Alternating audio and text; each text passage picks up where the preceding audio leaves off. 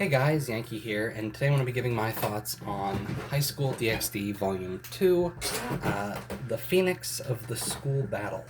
So this volume opens up with Issei having a dream, and in this dream, the Red Dragon Emperor is speaking to him. And from the last volume, we know that that's what his sacred gear is. What is it? The boosted gear. I don't know the exact title, or like if it's even part of the title, but the boosted gear that is the Red Dragon Emperor, right? And we didn't really touch on that too much last volume, and we're going to touch on it a bit here. But it just opens up with a little dialogue at the start, and we'll get back to that later. I think a month has passed since the first volume. Issei's been doing a lot of training with Rias and stuff to sort of try and get his abilities not under control, but like just training, right? So he can better use his demon powers.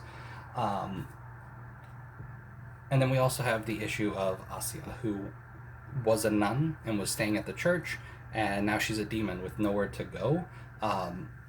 She had been staying just in the club room, and eventually it's decided that she's going to live with Issei. And there's a fun little interaction between Rias, Asya, and Issei's parents. We get a lot of like fun little stuff here at the start of this volume before our antagonist is introduced, and our antagonist this time is another demon, a phoenix. What is it? Oh, of course. How could I forget his name? It's Riser Phoenix, Phenex. Of course. Riser has been decided to become Rias's fiance. She doesn't want to marry him, and that's sort of the conflict. I feel like in light novels, and I'm sure manga does it too, but I've noticed it more here, probably because I just read very similar kinds of light novels. Boy, do they love the fiance thing, huh? The arranged marriage that the main girl just really doesn't want. I feel like I've seen it a million times. And I'm saying that now. It didn't feel like I didn't feel that while I was reading this. That's something I'm noticing right now in the moment. But yeah, they do that a lot in light novels and stuff. So Rias doesn't want to marry him, even though her father has decided they will, because pure-blooded demons, there aren't many of them left.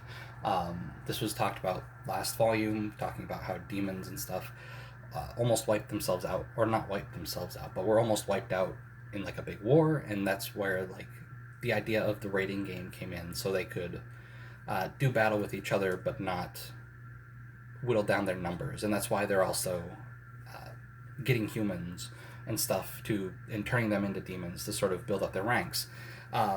So Rias is a pure-blooded demon. Riser is a pure-blooded demon. They thought, hey, marry them together. It's a good idea.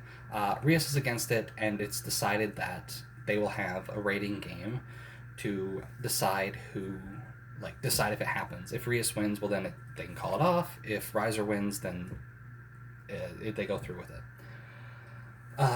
The rating game was talked about Volume 1. This is what all the chess pieces and stuff are for.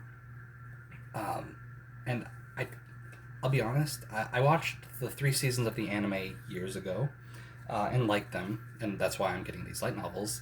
I don't remember anything past this light novel here. I don't know how many rating games we get in the future, but I do find them interesting, and I hope this isn't just a one-off. I hope we get them occasionally, because it is neat sort of seeing the armies people build. And in this volume, we get sort of get to see how different people will build their armies of chess pieces. In Riser's case, well, first of all, Riser is basically living Issei's dream, where he has built himself a harem of cute girls that are like, they all have all of his pieces. Whereas Rias hasn't used all her pieces, for one, so the battle is already lopsided, and she used all 8 of her pawns on just Issei. So again, we're seeing sort of how pieces can be distributed differently, and I'd be interested to see how different characters can like build up their pieces. Um, okay. So we go to a training camp, right? Obviously, Issei doesn't really know how to use his abilities. They're given, I think, a week or something like that to train. So they go up into like the woods, and they're just hanging out training. He's doing sword fighting with Kiba and not doing very good.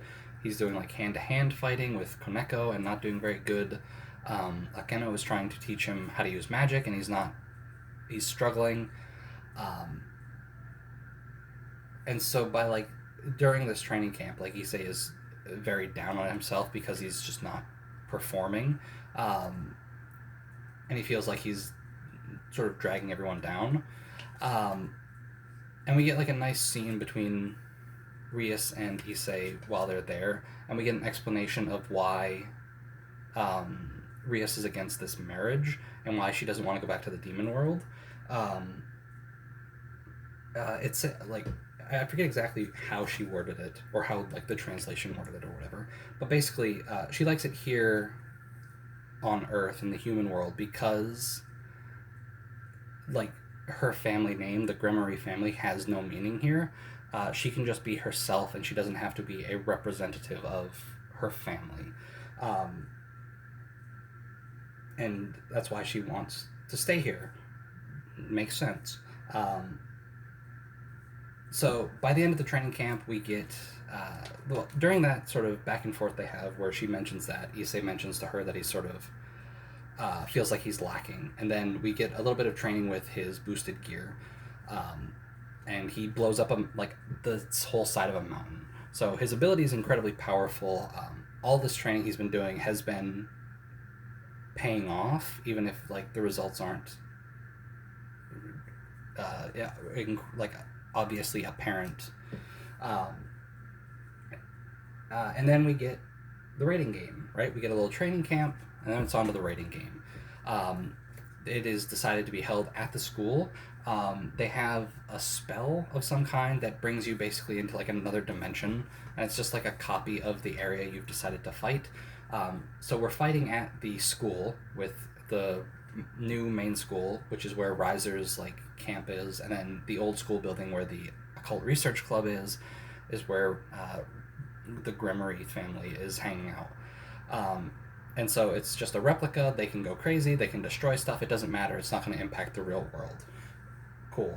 And then we just get some fights. We get to see a lot, like, yeah, we get to see quite a bit of Kiba and Issei sort of gaining respect for him and them sort of becoming friends, which is nice because at this, like at Volume 1, he did not like Kiba at all.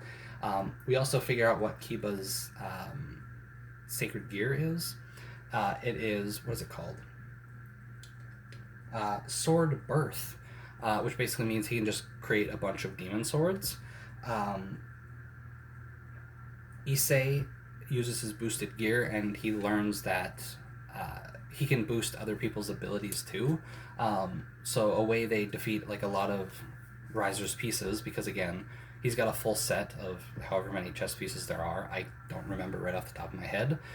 Versus like the Rias's Familia's like 6 people. So he was able to boost Kiba's ability to take out like 5 people. But eventually the battle is just too lopsided, right? Riser's a phoenix. He can't actually die. And so eventually they are defeated. Everybody gets picked off sort of one by one. I think Koneko's the first one to lose.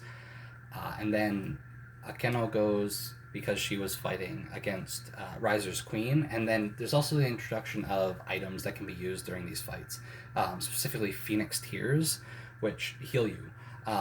But you're only allowed, I think they said 2. So you get 2 Phoenix Tears that you can use in the fight, and you can only give them to like so many people. And so one of the people that got one of the Phoenix Tears was Riser's queen, and that's how he defeated Akeno. Kiba gets taken out, and then Asia was up with Rias, and eventually Issei makes his way up there, but again, he's not really done a lot of battle before, so by the time he gets up there, he's tired, right? Like, he's beat. He's used his boosted gear a lot, and eventually he is done. And Rias sort of gives in. And that's it. They lose. The rating game's over. Rias goes off to marry this guy. And while Issei is unconscious, or not he's unconscious for 3 days, and he wakes up just in time for the weddings, not the wedding, but like some sort of ceremony, right? He decides to talk to the dragon, Red Dragon Emperor, and we get his name, and we get like an actual dialogue between the two for a minute. The Welsh dragon, and I have no idea how to pronounce this. It's spelled D-D-R-A-I-G. I'm going to assume one of those D's is silent and is like drag, right? Talks to him, says, hey, give me the power to bring Rias back. And he agrees, but there's a price. And that price is he basically sacrifices his whole arm. I think it's his right arm, right? His right forearm. I don't know if it goes up to the shoulder. But now that part of his arm is just not his. It is entirely dragon. But he also uses that to his advantage, where he shows up to the ceremony, challenges Riser to another battle. All of this is egged on by Rias' older brother, who we learn is a demon lord. I think specifically he's Lucifer. And we also learn that the demon lord's names aren't their actual names. It's like a title. So his name's not actually Lucifer. He has taken on like the title of Lucifer. But anyway, he is sort of egging this on because he doesn't seem to be that for it. So he's basically gave Issei even the magic circle that got him to the place. So Issei challenges Riser. Lucifer sort of encourages it and sets the whole thing up. They fight. Issei uses his now dragon arm to hold crosses and holy water and stuff that would usually do a lot of damage to demons, but because now his arm isn't a demon anymore, it's a dragon, he can use that. And eventually he wins, and then Rias and him fly off on a Pegasus, which is like a weird little thing that they threw in there. He gets a kiss, and then Rias decides she's also going to move in with Issei, and that's the end of the volume. I don't think there's anything else after that. It was good. I liked it a lot. Again, I don't remember anything that happens after this volume, so I'm excited to read volume 3. It's good. It's a fun little harem series, right? I like my silly harem stuff, and this one is delivering. So yeah, thanks for watching. I'll see you guys next time.